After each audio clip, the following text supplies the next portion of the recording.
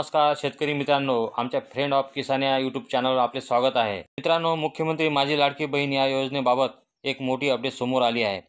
राज्यातील 2 कोटीहून अधिक लाडक्या बहिणींना जानेवारीतील 1500 रुपयांचा प्रतीक्षेत असताना उपमुख्यमंत्री आणि अर्थमंत्री अजित पवार यांनी याबाबत मोठी माहिती दिली आहे।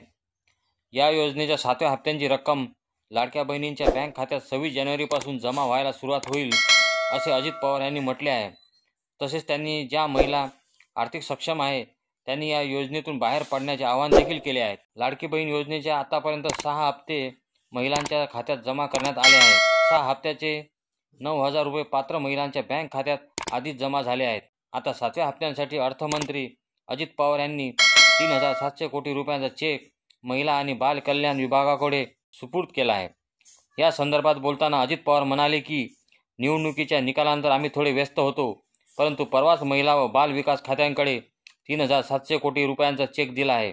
काही महिलांच्या खात्यात पैसे येण्यास सुरुवात झाली आहे, तर काही महिलांच्या खात्यात 26 जानेवारीपासून पैसे येण्यास सुरुवात होईल। तर मित्रांनो, कशी वाटली तुम्हाला माहिती? तर व्हिडिओ आवडला असल्यास आमच्या फ्रेंड ऑफ किसान या यूट्यूब चॅनलला लाईक करा, सबस्क्राईब करा आणि जास्तीत जास्त मित्रांना शेअर करा। तर पुन्हा भेटूया नवीन व्हिडिओ नवीन माहितीसह। तोपर्यंत नमस्कार।